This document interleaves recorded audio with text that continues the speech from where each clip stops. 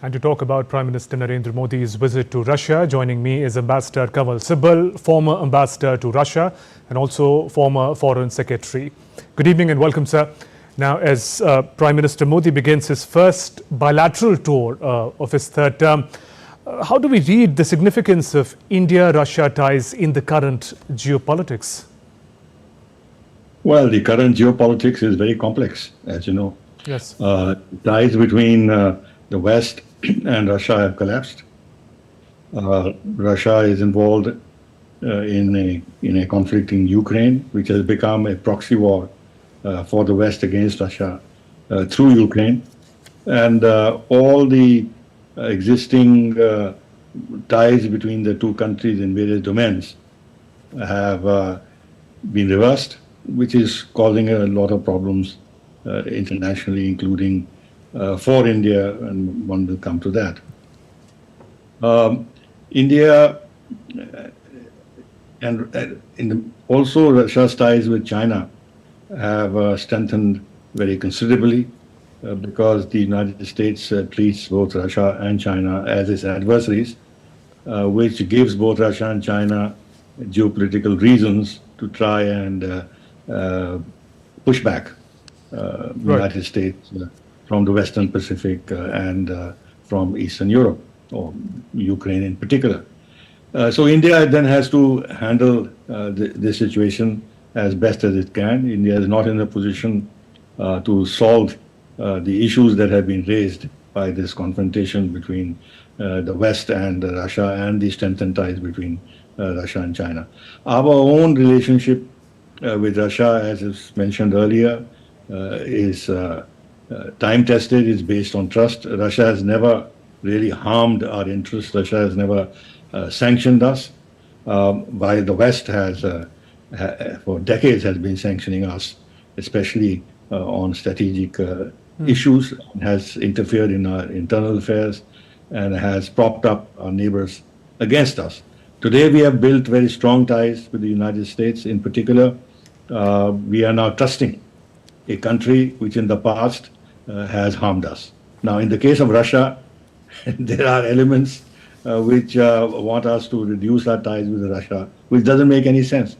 Why should we distrust a country which has always been favorably disposed to us and has helped us in very difficult times? Okay. Now, we don't see that we have to, in order to make new friends, discard our old friends.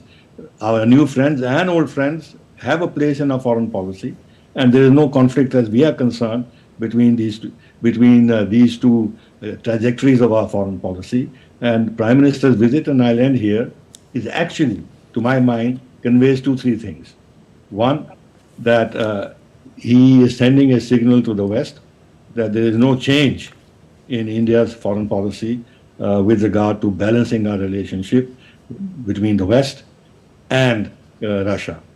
Number two, if there's a perception that because of the recent elections, Prime Minister Modi's position has been weakened and he'll be more susceptible to Western pressure, he's actually removing that impression and conveying a message that I am in charge, I have got the mandate, I am fully in control of our foreign policy choices, and I'll continue to pursue them.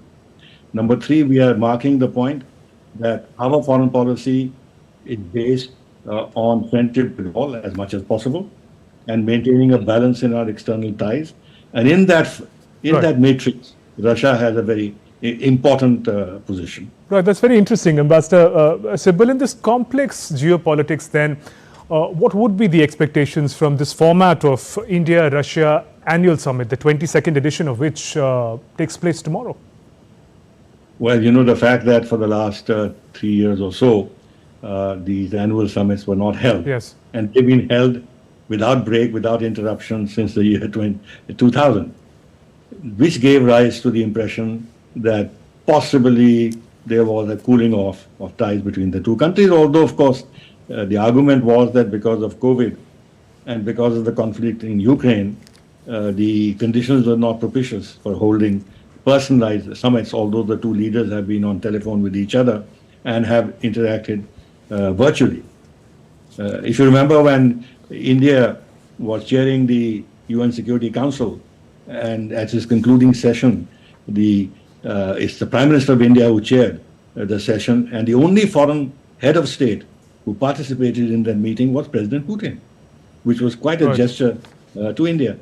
So they had contacts, but this interruption of personalized dialogue, summit level dialogue, had created some little gap in ties, and it was important, therefore, that Prime Minister visit Russia, has a summit with President Putin, and have extensive and in-depth talks to understand exactly what you said, what the complexities of the geopolitical situation are, and see what understanding he can get from President Putin of how he looks at these complexities and what India and Russia can do together to preserve our independence of action, strengthen our bilateral ties, and give more weight to our respective action on the global stage in coordination with each other, because we are a member of BRICS, we are a member of SCO, and we have these very important bilateral ties with Russia. So we have a role to play.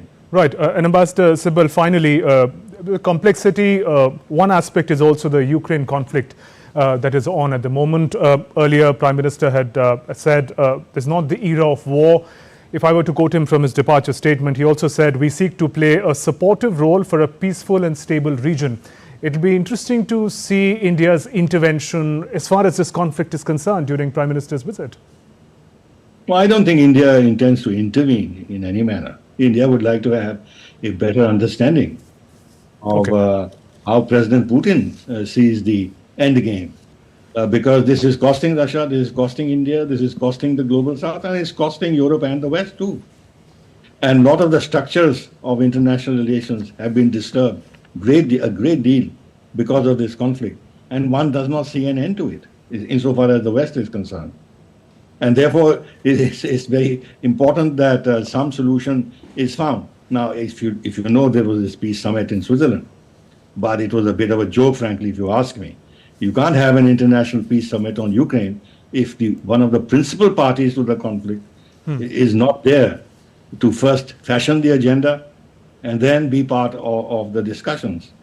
And the manner in which the West continues to give support to Ukraine in terms of arms supplies, in terms of latitude given to Ukraine now to hit targets within Russia, giving them long-range weapons, potentially F-16s and this and that. There is no sign of any de-escalation on the part of Russia or part of the West, which would give room to the Prime Minister to carry some message to President Putin that a way should be found out. Because if President Putin turns back and points out all the steps that are being taken by the West to make sure that this proxy war continues, then what is it that our Prime Minister can suggest in a positive way to President Putin to de-escalate himself? But of course, he would, as I said, talk about this because the interests of the global South are involved. In the G20, we showed that we have the capacity to reflect on the international stage the concerns of the global South on this account. And I'd say this, that in terms of our own forward looking relations with Russia, we need to resolve some of the problems that have occurred because of the Ukraine conflict. The payments issue, boosting trade between the two countries, more investments, etc., etc. These are issues which are linked to the fallout of what is happening in terms of the Western sanctions on Russia. Okay, on that note, Ambassador Kanwal Sibal, appreciate you joining us on the News Hour, sharing your perspective. My pleasure.